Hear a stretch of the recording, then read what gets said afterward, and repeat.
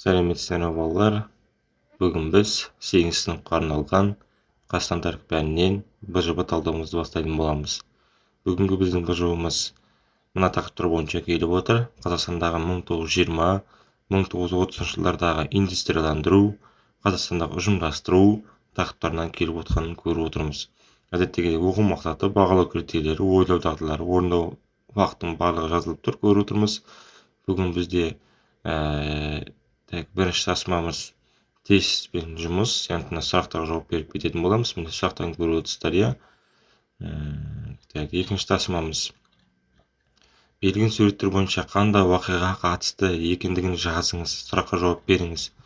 Міне бірінші, екінші, үшінші, төртінші суреттерге анықтама беріп кетеді екенбіз. Сонымен қатар берілген суреттердегі уақиғалардың ортақ салдары қандай болды деген сұраққа жауап беріп кетеді екенбіз. Бүгінгі біздің БЖБ талдауымыз 11 балдан тұрады. Міне көріп отырсыздар, балалар, сіздерге бірінші ескертетін жағдай, жауаптарын БЖБ талдауымызды көрмес бұрын арнаға тіркеліп, лайк басып, комментарий жазып кетіңіздер. Ендеше кеттік. Бірінші тапсырма. Түркістан Сібір темір жол құрылысында еңбек еткен адамдар саны. А жауабы 100 мың деген жауап болады бізде. Естеріңізде сақтап аламыз. Екіншісі, Қазақстан отар болып келді және солай болып қалады деп айтқан қайраткер Смағұл Садуақасов. С варианты, яғни айтқанда. Үшінші, Филипп Голошекин ұсынған идея. С варианты, кіші қазан варианты. Төртіншісі, 1933 жылы наурызда Сталинге ашық хат жазды. Е варианты, Тұрар Рысқұлов. Бесінші сұрақтың жауабы, 1931-33 жылдардың республиканың 6,2 миллион халқының аштықтан қырылғандардың саны. С варианты 2,1 миллион болып табылады. Алтыншы, ұжымдастыру басталардан бұрын республикада 40,5 миллион мал болса, 1933 жылдың небәрі неше мал қалды деп сұрап тұр. Д варианты 4,5 миллион мал қалған еді деген болады. Міне балалар, осымен біз бірінші тапсырманы аяқтадық. Яғни 6 балда алдық. Енді екінші тапсырмамыз біздің берілген суреттер бойынша қандай уақиғаға қатысты екендігін жазыңыз дейді.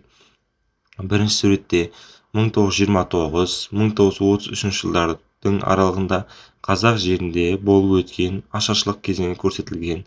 Бұл ашаршылықтың басталуы тікелей кеңес үкіметі қабылданған ұжымдастыру реформасынан бастау алған болатын.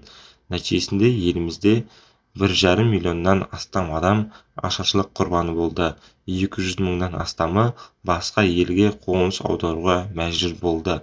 Және мал саны небәрі 40 миллионнан 4,5 миллион ғана қалды.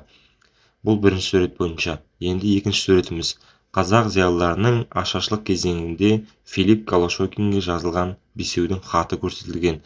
Хаттың ішінде Ғабит Мүсірепов, Ғатауллин, Дәулетқалиев, Алтынбеков, Қуанышев есімдері көрсетілген болатын.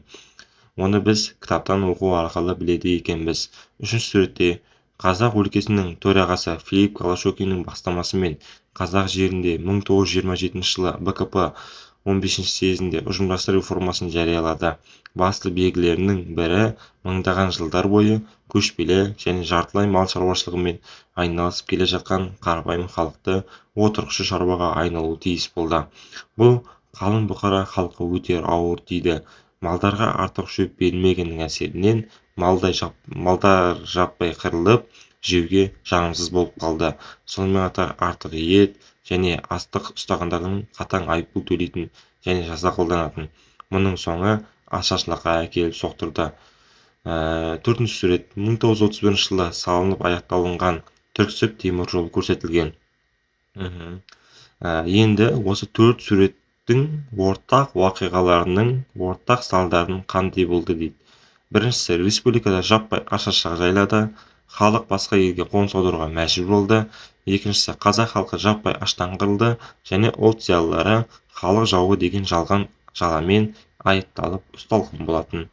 Міне балалар, осымен бүгінгі біздің БЖБ талдауымыз аяқталды. Егер сіздерге бүгінгі шығарылымымыз ұнаса, арнаға тіркеліп, лайк басып, пікір жаза кетіңіздер. Келесі БЖБ-мыз қай сыныптан болсын, комментарийге пікір білдіре кетіңіздер.